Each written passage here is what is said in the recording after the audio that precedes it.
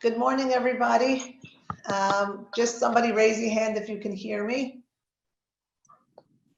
Oh, you can. Okay, great. Welcome to today's class. I'm just going to mute everybody. Okay, so our class today is being sponsored for the Refuah Shelema of Shafia Shoshana Batsara, Susie Bibi.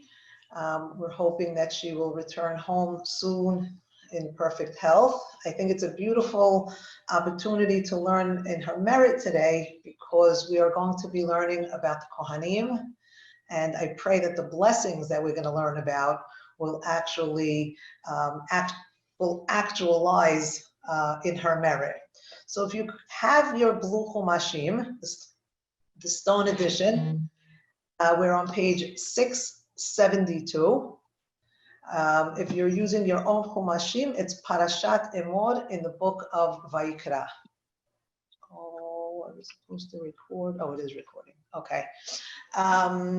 So open it to the beginning of chapter 21. I'm going to read the first verse to you, and then hopefully you'll start to see how the text develops itself so beautifully. The first verse says, Vayomer Hashem el Moshe, Emor el HaKohanim, Bnei Aharon, Ve'amarta alehem, Lenefesh lo yitama be'amav. Oh, sorry.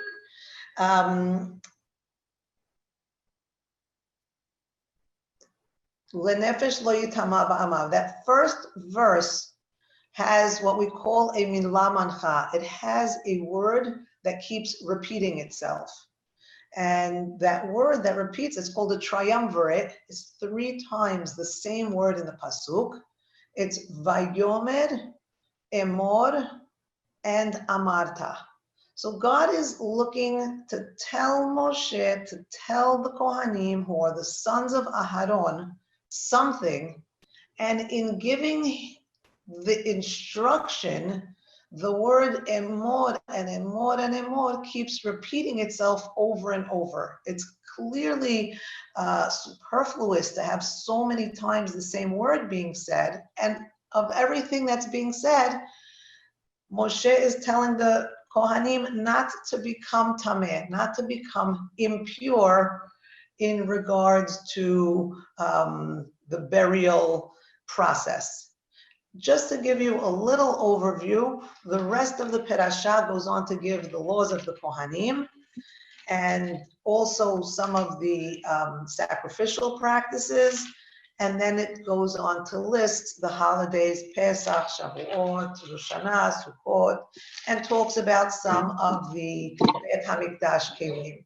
But for today, I'd like to do something a little more interesting, hopefully, and ask ourselves, this is how we learn. If the Torah is going to use the word emor 3 times to tell us one thing, then we have to ask ourselves, did it ever use this pattern before? Or better yet, when does it use this pattern next? This idea of emor, emor, emor, when does it use that pattern? And lucky for us, if you'll turn to page 762, which is the book of Bimidbar, chapter 6, verse 22. If you don't have a sefer in front of you, don't worry, because I'll try and be as clear as I can. But the place that I'm taking everybody to is the Birkat Kohanim. And the Birkat Kohanim, the blessing that the Kohanim are going to give, the one that they give to the people, the one that we see in shul, that they are under the talets, they look like angels, or they look like they're in a hidden format. The same beracha that's going to be given by the Kohanim, the Sephardim, we do it in shul, we do it very often. Different communities have different customs, but that instruction starts in the same way. Vayidaber Hashem el Moshe lemor. There's that word. Daber el Aharon ve'el banav lemor. Kotev aruchu et bnei Israel amor lahem. What's the significance that this beracha that starts with 3 emors. What does it have to do with this week's parasha that starts with 3 emors? And I think the best thing that we could do for our own sake is really ask ourselves the big question. What is a beracha? What is a blessing? Is it something that I wish upon somebody else, that I am blessing you and trying to bestow a certain type of energy on you? So that would be some type of a wishful thinking. What would you think that a beracha, according to this word, kotebarechu, beracha, what is the true meaning of a beracha? And it's very interesting to note that the same word, first of all, I'll start with a beracha is not just a magical recitation of words, a hocus pocus, God forbid, we don't believe in any of those types of practices, but a beracha has within it, so that we could start to get a sense of how the Torah views a beracha, it actually comes from an agricultural word, the word lehavrich. The agricultural version of beracha is when you take a tree, it's called layering as well. There are other agricultural words that describe this. In Hebrew, it's called havracha, from the word beracha, which is one and the same. When you take a tree, and you take one of its branches and you place the branch in the ground while the branch is still attached to the tree. So you could picture this sort of, the tree is sort of bending over, sort of the way we do Birkat Kohanim, where, or any type of beracha, like when Yaakov is going to bless his grandchildren, Ephraim and Menashe, put his hands this way, but the idea is sort of putting your hands on somebody's head. The Birkat Kohanim is really this type of a formation the hand makes, the two fingers and the thumb. Dr. Spock, Leonard Nimoy, was a Jew. And he did this Vulcan salute, came actually from the Birkat Kohanim. He saw it done in shul so many times that was part of his frame of reference. But for this idea havracha, when we take a plant and we place it in the ground, and the purpose of taking the branch from the tree and putting it in the ground is so that that branch could grow its own roots. And the way the process works is that the branch will stay in the ground, and once it grows, all the time that the branch is in the ground, it's drawing from the nutrients of the mother plant. So the mother plant is feeding this branch, and once this branch is able to grow its own roots and have its own source of nourishment, then we sever it from the mother tree and it becomes its own independent tree. Now, this is very important for us, for our sense of understanding what a beracha is. When we go to a person and we say, could you please give me a beracha? Do we understand what we're asking for, and do we understand how the process works? I think it's very important for us to understand the process of how beracha is transferred. What is it that we're transferring? Why would we want to go to a holy person or to a parent? It's most common for parents to bless their children, for instance, because a parent will be able to nourish their child, knowing their child and knowing what their child needs, and is best suited to know their child's potential. So this idea of beracha, now it's been bestowed on the Kohanim. What's very beautiful about everything about these 3-4 verses are gorgeous, but I'll start by saying the introduction, of course, says emor 3 times. We're going to talk about that, but I'm hoping to save it for the finale. I want to really give it a little bit more of a billing than just throw it in over here. But what I will say for now is that the introduction to Birkat Kohanim sounds like it's speaking to a mass. It's in the plural. It's birabim. It says, Kotevarechu et bnei Yisrael, emor lahem. Speak to all of them. Speak to the masses. Speak to the entire community together. But yet, when we see the actual beracha that is given, the beracha is in the singular. Yevarechecha, you, to the one person Hashem should bless. V'yishmerecha, it should have said Yevarechechem v'yishmarechem, Ya'er panav elechem v'yichunechem. It should have all been conjugated in the plural. But one of the beautiful things about Birkat Kohanim is that it starts in the plural, but is going to end in the singular. It's that e pluribus unum, from the many come one. So the blessing is blessing each individual, and in blessing each individual, the idea is that we are blessed in a way that we could all become one. So it says, Kot tevarechu et bnei Israel, amor lahem. This has to be something that is audible, emor. You need to speak it, and it needs to be heard. It's not something that you're just transferring from the recesses of your heart or anything like that. Birkat Kohanim must be audible. As a matter of fact, it's not just audible. The Kohanim repeat what the Chazan says. The whole thing is 15 words. So the Chazan says Yevarechecha, and the Kohanim reply Yevarechecha. Then the Kohanim says each word, it goes back and forth. And I'd like to just pause here for a minute and say, yesterday was my father's yortzeit. He was a Kohen, and so he took tremendous pleasure, and he found it a big honor that he could recite these words, because he understood the meaning. We actually sat down and learned this together. He understood what it was that he was actually saying. So he started by saying there's 15 words said by the Chazan and 15 words repeated one by one by the Kohanim.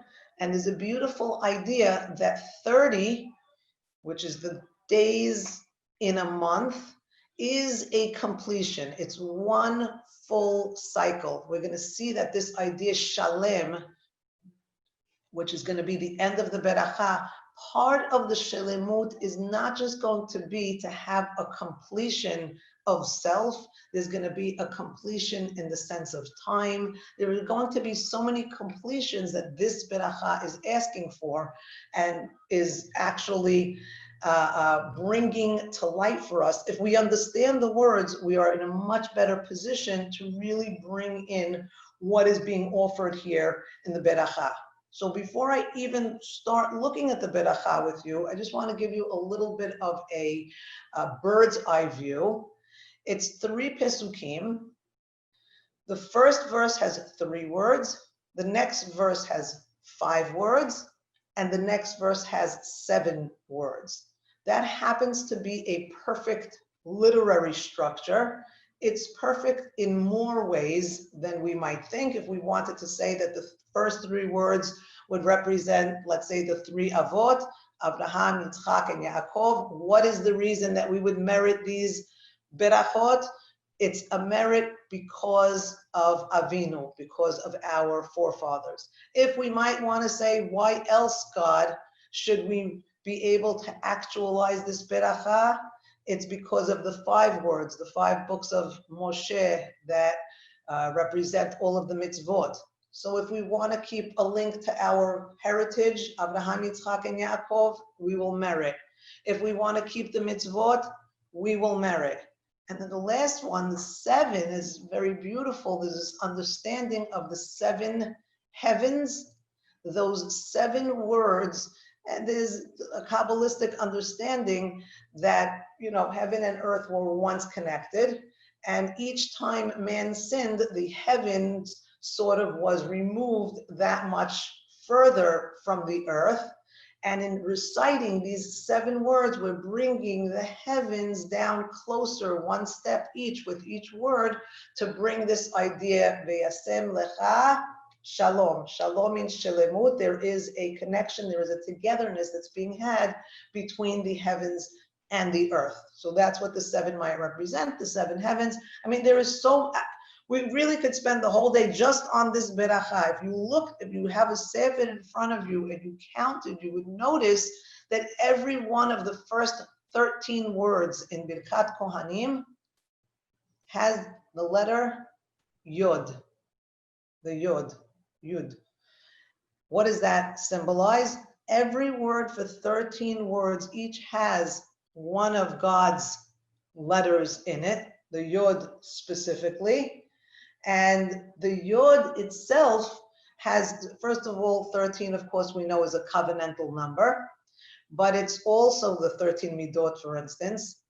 But the number 13 also represents the word echad, for instance, the aleph, the het, and the daled, that adds up to 13. The word ahava adds up to 13. So this beracha is sort of putting us in a place where we can feel a sense of oneness with God and with each other, with the plurality and with the singular. It puts us in a place where we feel whole with ourselves. We're representing the echad God. There's so much that you could say about every single facet of this beracha. For today, I'd like to do something that we do often in class, and I find it a beautiful way to learn. And that would be, and I'll just say one more thing before we go into it. It seems, because with many berachot in the Torah, the berachot seem to be conditional. If you do this, then I'll do that. And if you don't do this, then that's what's going to happen. This beracha doesn't seem to have any conditions set to it. It's seemingly just Hashem should bless you, Hashem should guard over you, Hashem should enlighten you, Hashem should, it looks like it's just a gift that God is bestowing upon you. But the words again are very telling, and maybe we should start with the actual first word of the beracha.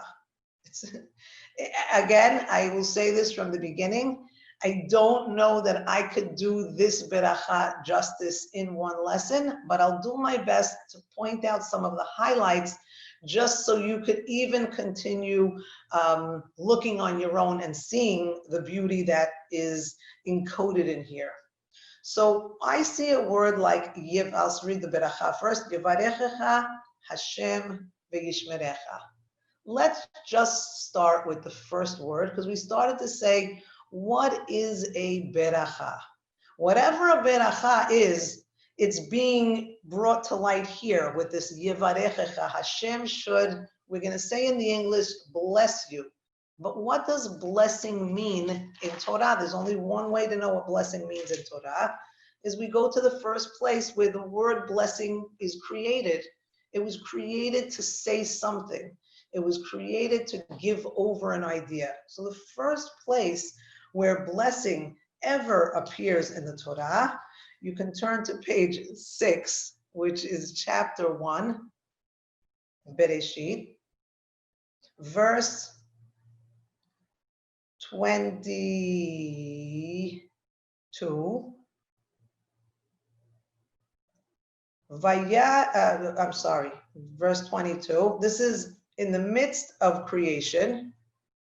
We're in the middle of the 5th day. Vayivarech otam Elohim lemor. What did he just create? All of the birds and all of the fish. We'll see it now in the verse. God blesses them and he tells them, similar to the beracha that he gives to man, he says, Peru urvu umil'u et haaretz.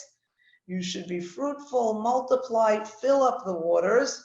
Bayamim, in the oceans, veha'of yirev ba'aretz, and the bird should multiply on the earth. Our first beracha, we get an imagery. We get the imagery of schools of fish and tons of birds, flocks and flocks of birds. And I'm hoping that as we hear this word beracha, we have a mental sense in our minds that the beracha in Birkat Kohanim is going to address the four elements that make up the world. You know, the world is made up of water, wind, earth, fire. So the first time we encounter this word beracha, we have an imagery of birds sort of flying in the wind and fish sort of swimming in the water, and we capture those two elements. As we turn the page, we go to verse 28, and this time God says, this is right after the creation of man, of Adam. Vayivarech otam Elohim. What did God make Adam from? He made them from the earth, literally. So here, this beracha that God is going to give is also so that there should be this multitude, this peru, urvu. Not just should you be a multitude, but you should be able to conquer. Uredu, you should be able to be a king, a leader, a ruler over everything in the water. And this time it says, Ube'of, Bidagat Hayam, Ube'of Hashamayim. Last time the off was on the adits, but now that we're conquering the adits, the off sort of is now becoming airborne. So Be'of Hashamayim, and all of everything that swarms on the land. Start to think of our Birkat Kohanim and start to channel and rein in what's being highlighted here. We have our waters that are full. We have our skies that are filled with birds. We have man who represents earth, who is a king and ruling over the entire story. Now we're missing one element, but lucky for us, the third time the word beracha appears in Torah is on page 10. It's chapter 2, and this is where our Shabbat begins. Verses 1 and 2 are the Kiddush, V'chulu hashamayim ve'aret v'chol seva'am, V'yichal Elohim b'yom ha'shevi melachto asher asa, V'yishbot b'yom ha'shevi mikol melachto asher asa, and then we hear it in our Kiddush, Vayivarech Elohim et yom ha'shevi'i vayikadesh oto ki bo Shabbat mikol melachto asher bara Elohim la'asot. That is our Kiddush for Shabbat. What is being referenced here with the word beracha?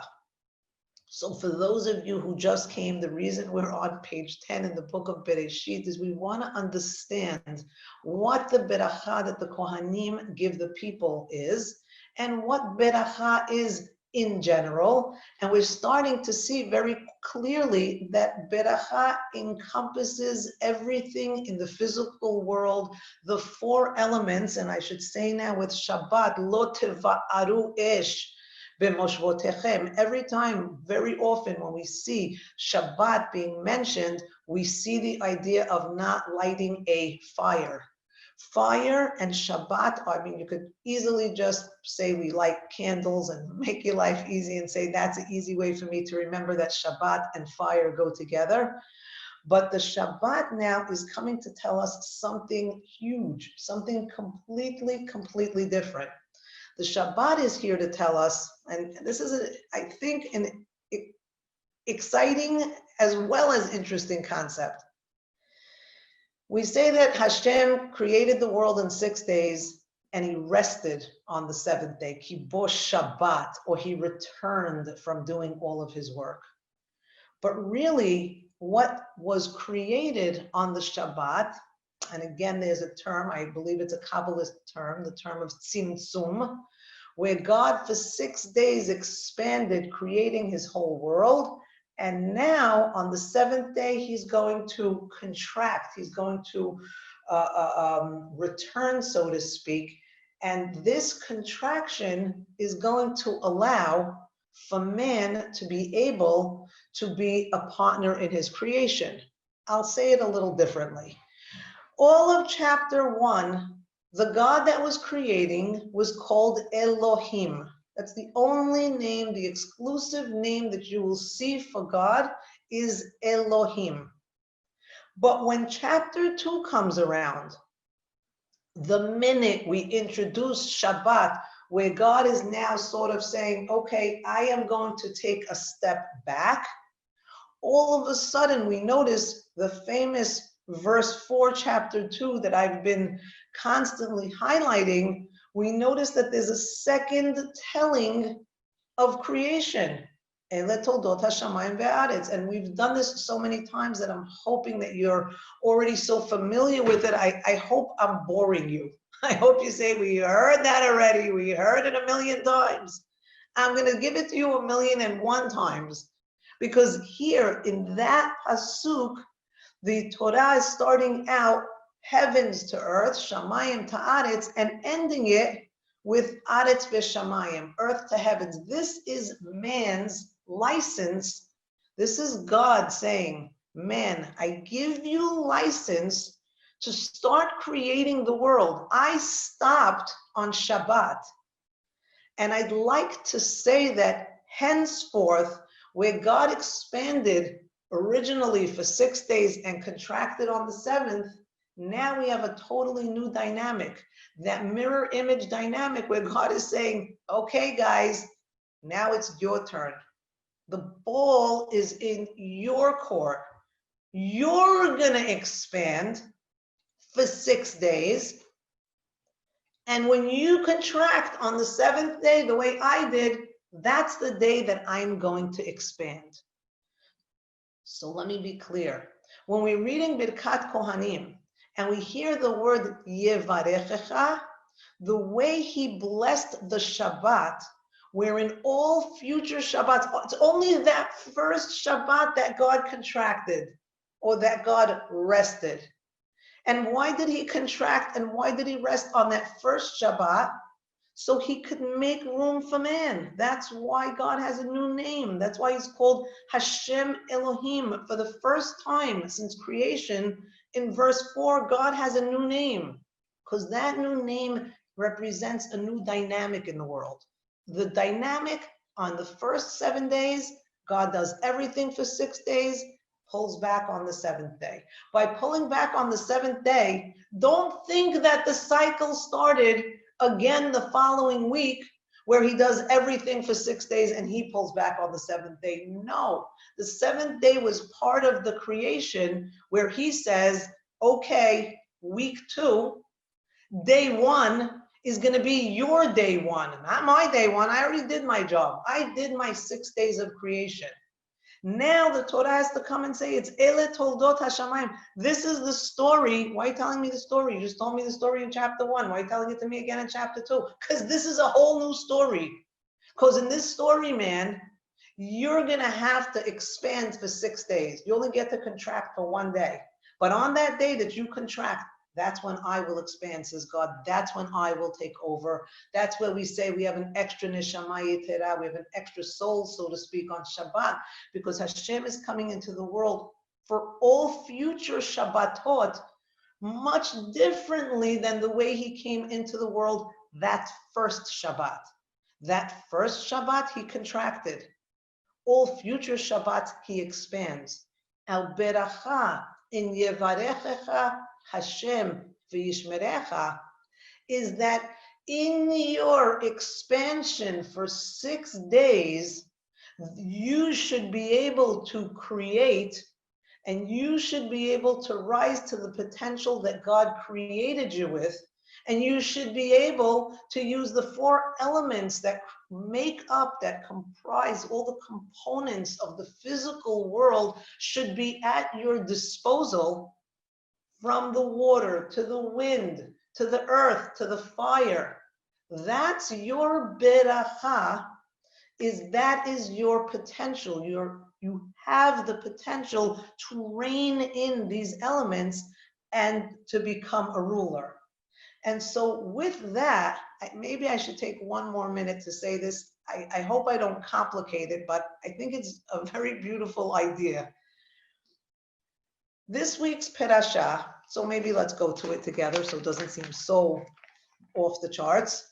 This week's parasha speaks to, and we're in the Omer period right now, so it speaks to not just Sefirat HaOmer, but it also speaks to the upcoming Shavuot holiday. They're connected. In the blue book, it's on page 684.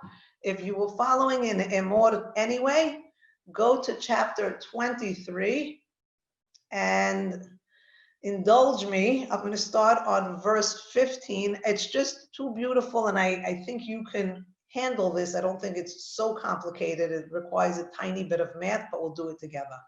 It starts with Uspartem lachem mimachorat haShabbat. So you're going to count for yourself on the day after the Shabbat, which is the day after Pesach.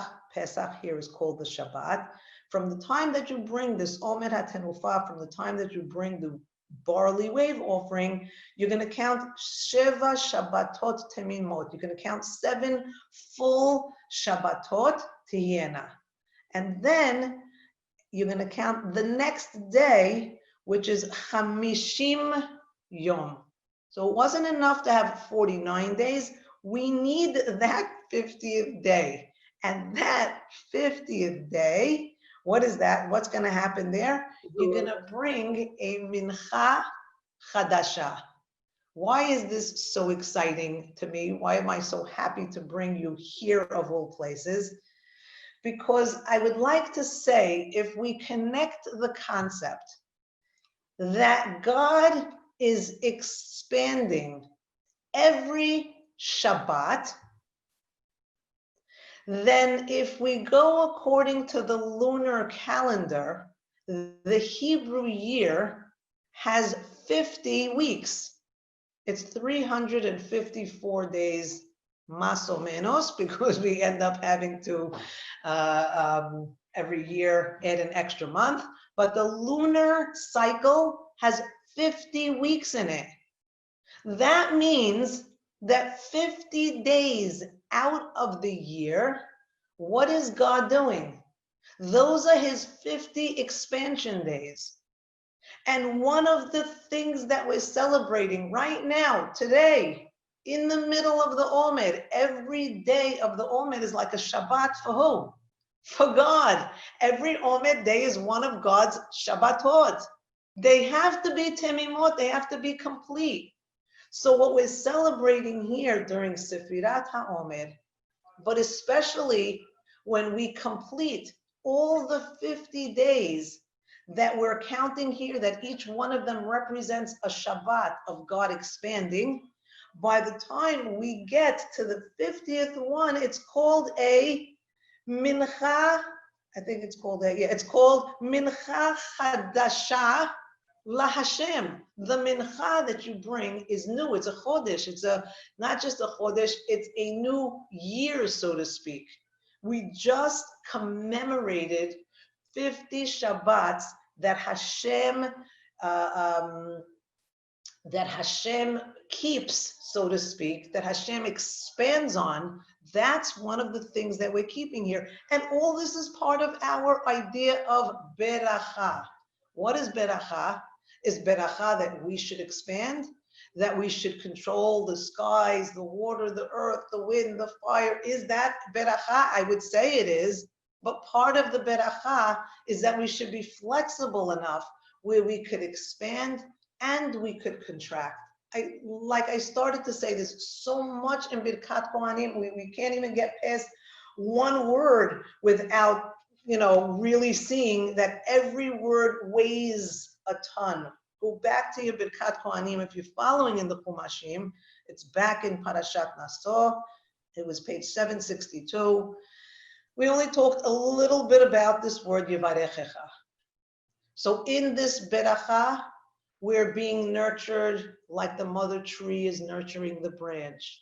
And we're being given a chance to stand ultimately on our own. And we're being given a chance to control and rule over all the elements of the world. We're being given a chance to expand like God expanded for 6 days. We're being given a chance to contract like God contracted on the Shabbat. All that's in that one word. And of course, the name of God, which appears in every one of the Pesukim of Birkat Kohanim, it says, Yevarechecha Hashem. And normally I'd have to spend so long on describing the word Hashem to you, but here it's so clear because it's everything that we've been talking about up until now. The name for God of Hashem, so we found that Elohim created the world in chapter 1.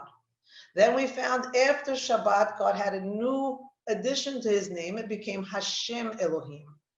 But the only time that God's name becomes Hashem, like this, the Yud Ke Vav Ke by itself, and here is the magnificence that is Birkat Kohanim. The only time that it is written, or the first time that is written this way, is when Chava has a child, is when she's able to be a procreator. She's not just a partner in God's creation, but she's able to bring about her own creation. She's able to reproduce herself. She's able to make a person. God had to take earth and mud and fashion it in a bone and do it. And woman is creating a fully intact, complete human being when this word Hashem appears. So the word Hashem is telling us, you are not only a partner with God, but you have the ability to bring life into this world. And bringing life into this world is definitely one of the reasons why the Kohen in the first place has to be careful about becoming spiritually impure when it comes to matters of death. So everything is going to tie itself so beautifully together. We'll talk about the word V'yishmerecha for a minute. So I hope that now what's compounding in your thoughts is that this is a huge global idea. I'll give you the V'yishmerecha so you could really bring it home, and at least we'll have one pasuk done. The word V'yishmerecha, where does that first appear? Because if we don't know where it first appears, then we don't know what the essence of that word is. So you're going to go all the way back to chapter 2 in Bereshit, verse 15.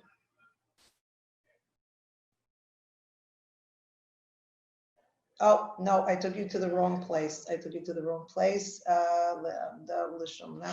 115. I'm sorry. God places man in the garden. 2:15. Yeah. I'm sorry. Give me one more second. Yeah. So chapter 2, verse 15. What am I doing?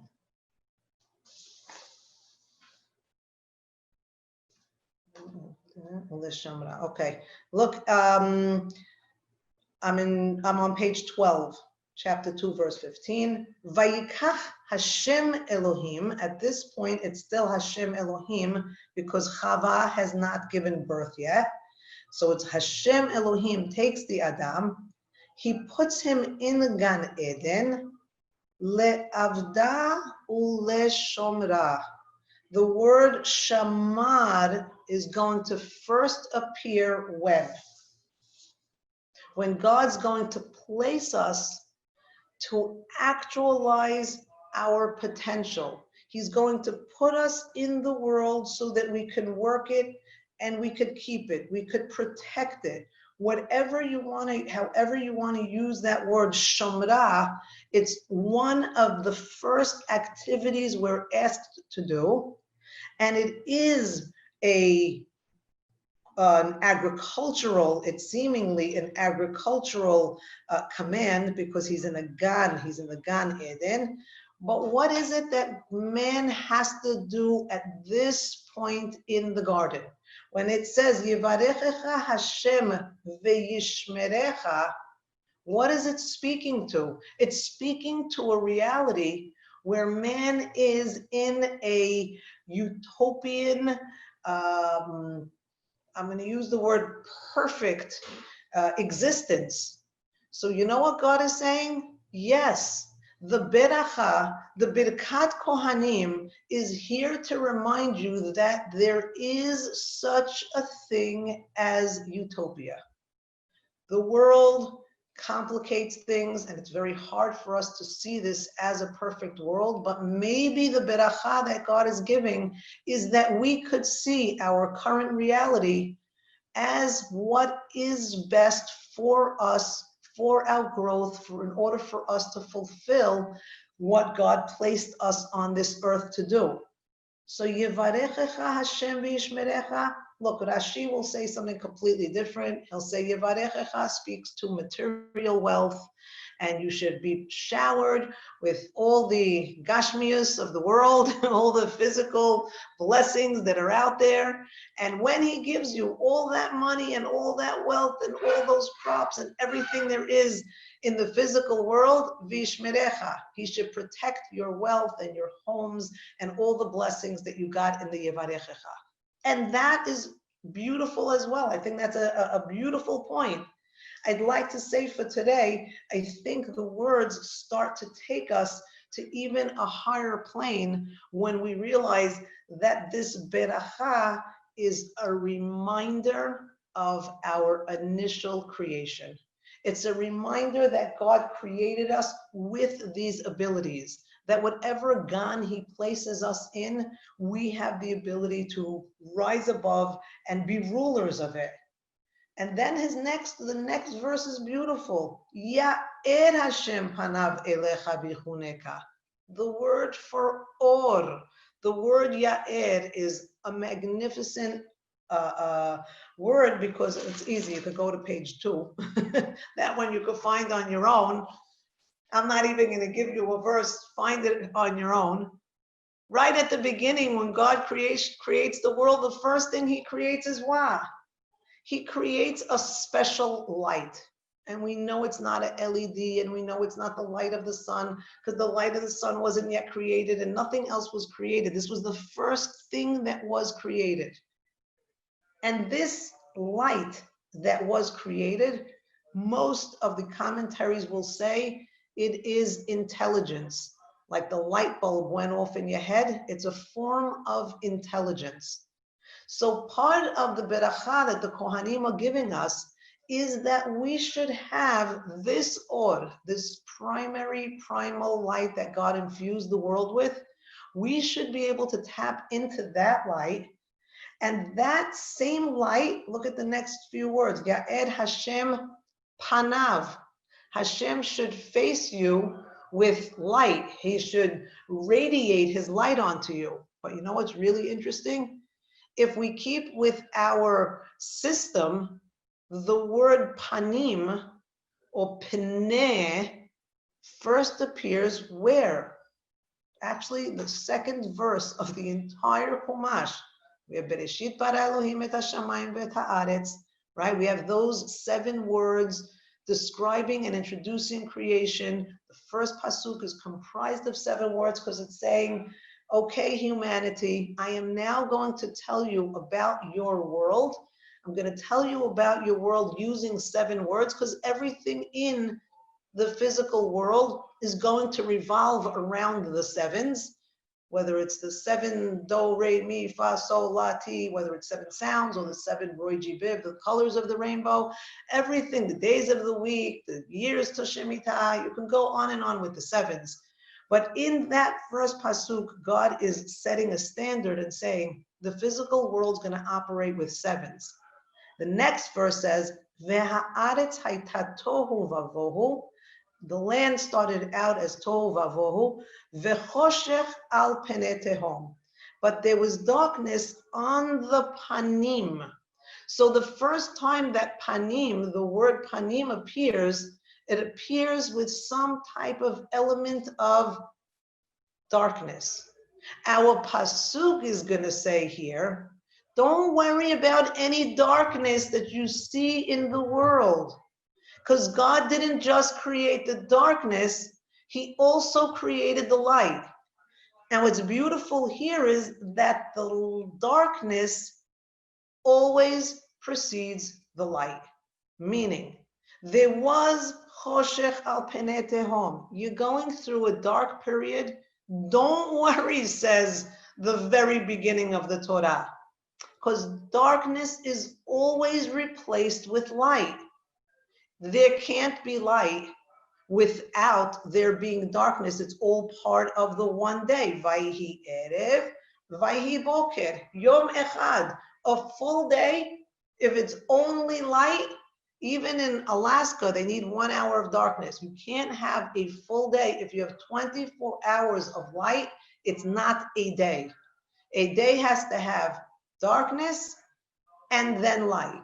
The beracha that we're getting in Birkat Kohanim is Ya'er Hashem Panav Elecha, that even in the darkness, you should be able to not just have light, but that we should have the understanding. If we're fortunate enough to be able to understand, look, a lot of times we can't connect the dots. And a lot of times there's suffering, and I would be the first to say, I have no idea of God's ways, why he does what he does, and why good people suffer, and why there's pain. I don't know the answers to that, and it's meant for us to be in the dark at that time. But know that with that darkness, says the Kohen in his beracha, even within the darkness, know, or the blessing is, the potential is, the actualization in the physical world should be that even in darkness, we should be able to have this idea of or, of light. So Ya'er Hashem panav elecha vichuneka. And we should be able to have this thing called chen, whether you call it favor or grace. And part of the chen, it's reciprocal. So part is that God should look at us with favor and we should look at him with favor. We can't underestimate what that blessing is. Because in times of darkness, it's not so easy to look upon God and say, God, I accept, or God, I find favor, or God, I know your ways are perfect. The beracha is, the ideal is that we should be able to have chen, we should be able to come to God even during those difficult times. And that takes a tremendous strength. It takes tremendous strength of mind. That's why we need the or first. God, please give us the light. So if we have to go through a point of darkness, we could still find chen, we could still find favor in your eyes, and we're able to be able to function through the process. We need to find chen within ourselves during these times. Then the next verse, which is absolutely beautiful. Every word, like I said, please study this on your own because there's so much more than I'm even depicting for you. But the next verse says, Yisa Hashem panav elecha veyasev lecha shalom. Yisa. I can't contain myself because the words are so beautifully spoken. If we're going to continue with our little exercise of identifying the creation of these words, where would a word like Yisa, and I didn't even think it, by the way, I get 2 out of 3. I said, this is the first time I saw this here, this is the first time. I didn't know where to find this word. When I saw it, I said, son of a gun, it's perfection. What do I mean by that? So the word Yisa, you would go to chapter 7 in Bereshit.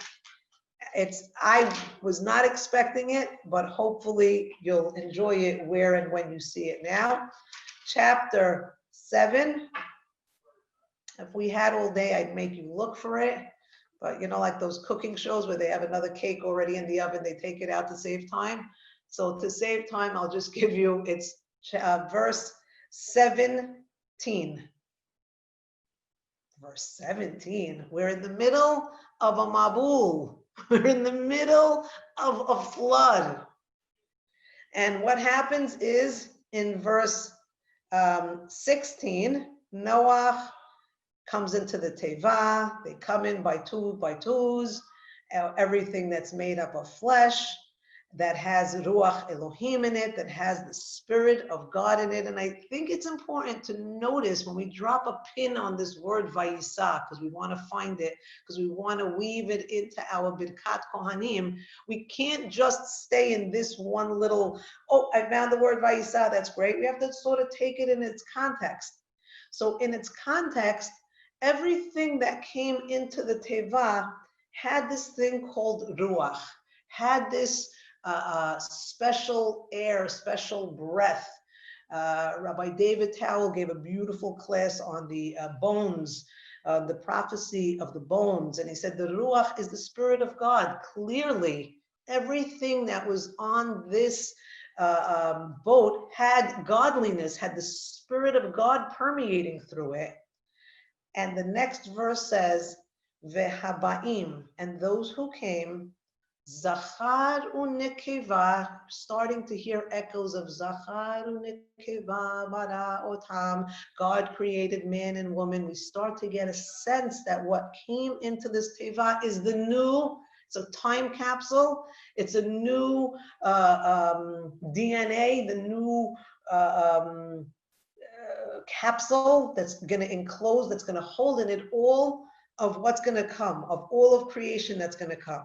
So the ones that come into the Teva, Zachar u'nekeva, from every basar, they came exactly as Elohim had said they should come. Vayisgor Hashem ba'ado, and God closes the Teva for him, because it would have been hard for Noach to close it by himself, knowing all the destruction that's going to take place outside of it. But now we have these words. And I need to stop for a minute, because if you do have a Chumash in front of you, everything being said in this story of destruction, most of it is with Ka'asher Tziva Oto Elohim. But when it comes to enclosing the safety of everybody inside the Teva, that was something that Yud Ke Vav Ke did, that Hashem did. When we're going to see our Yisa Hashem and our Birkat Kohanim, it's this same Hashem who's able to preserve life even amidst the devastation and the destruction that's taking place on the outside. So let's get to our word. And the Mabul was 40 days on the land, and the water was coming down in buckets. Vayisu, that's our word that we were looking for, Yisa, sort of to uplift. Vayisu et hateva, vataram me'al ha'adama. You could go crazy from how beautiful what the Birkat Kohanim wants us to think of, the imagery that it's invoking. When it says Yisa Hashem, it's saying that God should do what? Should give you the ability, a sense of buoyancy, should allow you to literally be uplifted from the ground, be able to float, be able to rise above, forget what's going on the outside. Yisa Hashem. Hashem has, the way he had the ability to lift the ark up and allow it to float and be protected and survive against all odds. That's the beracha of the Kohanim, that Hashem should also lift us, should also make us take our reality, which might be a grounded one, because we're Adam, we are the ones that represent earth from the Adamah, take that reality, our earthly existence and composition, and allow us to be able to be suspended even in waters, even in times that seem so destructive. So now Hashem is saying, Yisa Hashem panav elecha, veyasem.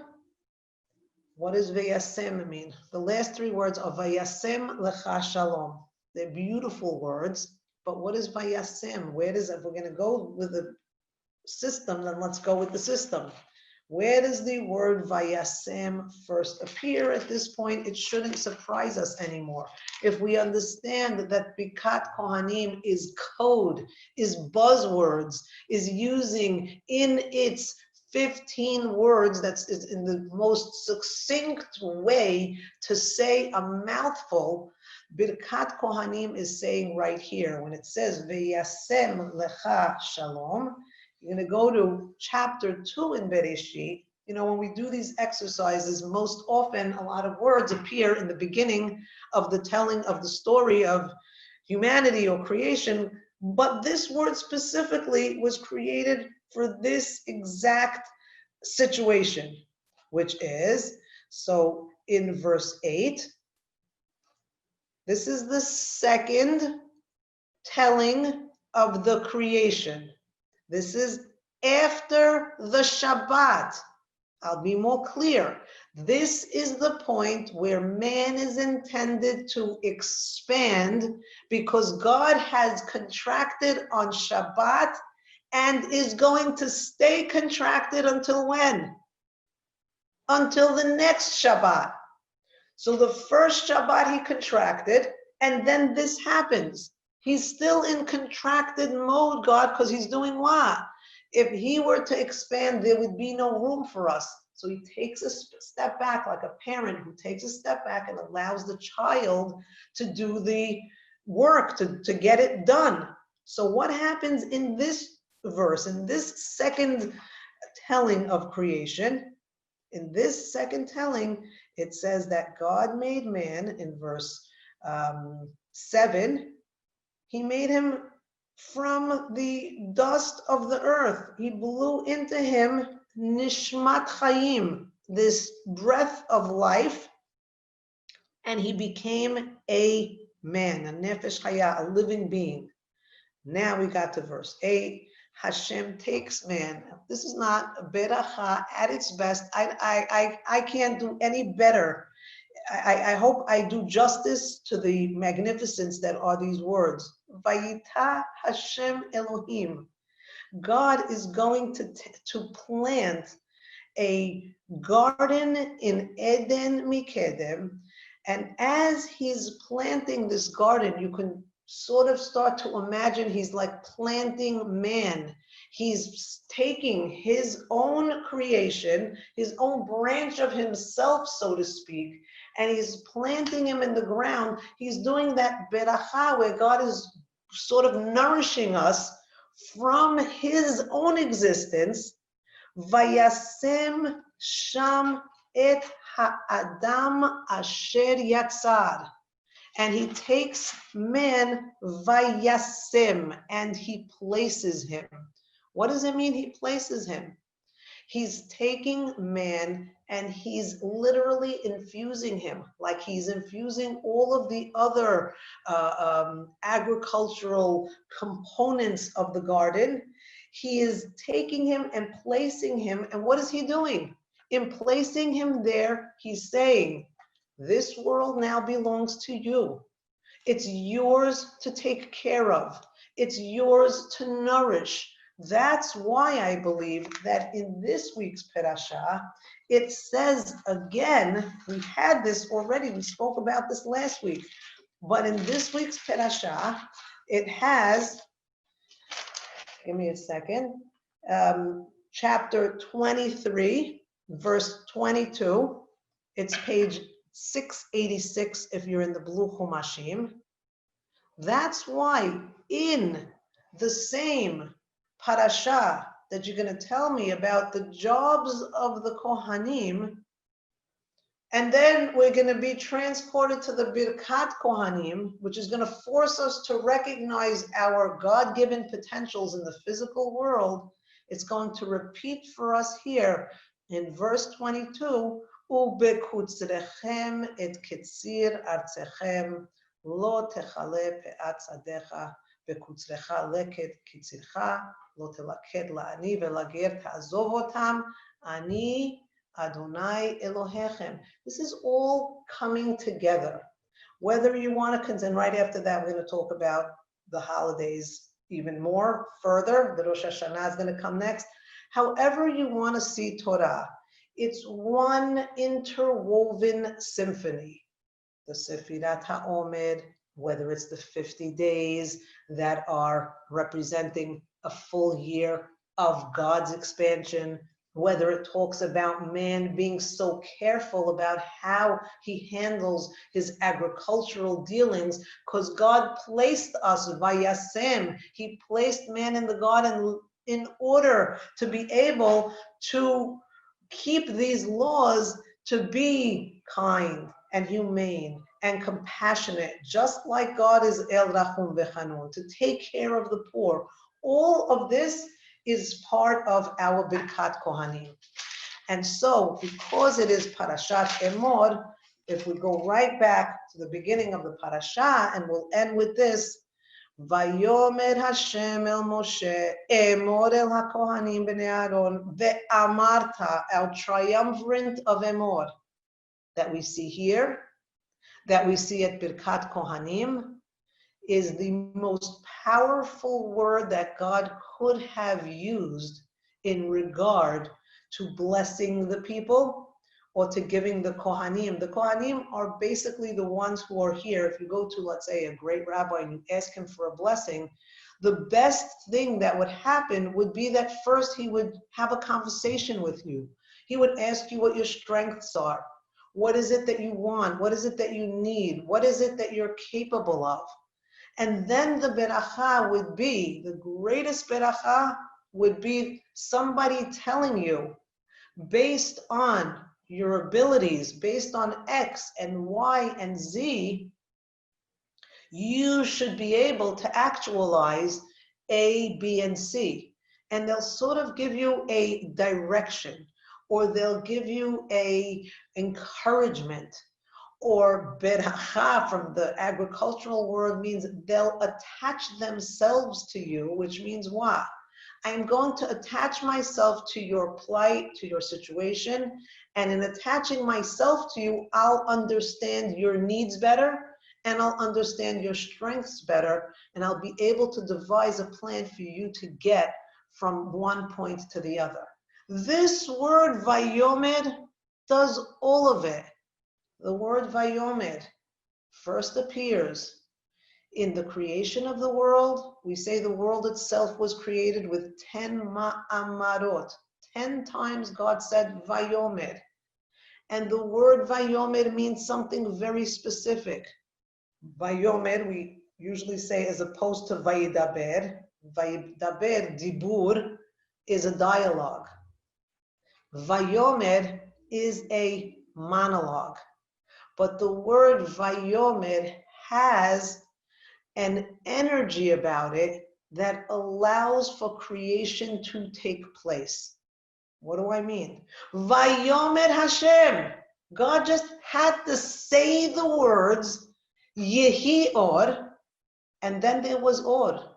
What does that mean? Why are you putting that in my book? Why is that recorded that when God just uttered the words, that item came into being? That doesn't make sense in the physical world. If I say I would like a slice of chocolate cake, it's not going to just appear in front of me. It's a declaration. The Torah is saying something. Yes, it's more than a declaration. The Torah is saying, you know my emor that I created the world with?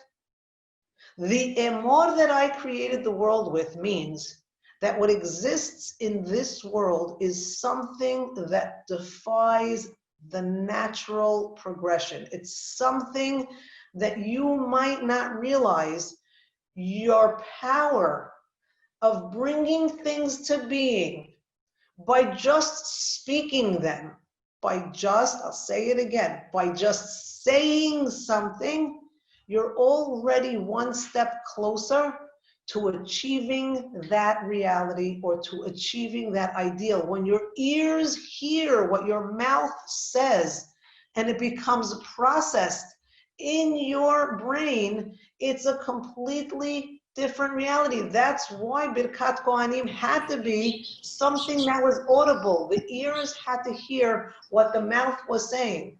And what God is saying here, Emor, emor, emor is the way I created the world. With the series of emors, you too can create your own world. You can create your own reality. You can create yourselves with this word emor. And when you do that, veyasem lecha shalom. That's where not only the peace of heart, or the harmony, or the bringing together from the multitudes, from the plural to the singular, that e pluribus unum, that idea that from the many come one, and from the one can come many. All of these ideas, this idea of shalom, of wholeness, of fullness, of fulfillment, will all be able to be realized in this beracha. And just to end it, now we understand the rest of this pasuk. If you live a life of emor, a life that's constantly creating, if you're going to be the Kohen, and you're going to be the champion of creation and bringing life into being, you can't also be the one who is going to occupy himself with the end of life. You're in charge of everything having to do with the here, the now, the building, the bringing up. For those things, God is saying, I'm going to ask you to use your beracha and use your words emor. Create like I create. That's the job of the Kohen. And I hope and I pray that the berachot that the Kohanim have given throughout the ages will serve to heal anybody who needs healing, whether it's emotional healing. We've had a lot of very, very devastating news over the past couple of months, and there is a lot of healing, emotional healing and logical healing that needs to take place, and there's still a lot of physical healing that needs to happen. So my prayer is that these berachot concentrate themselves. I pray for the safe return of Susie Bibi, Shafia Shoshana Batzah, and I pray for all Cholei Amecha Yisrael.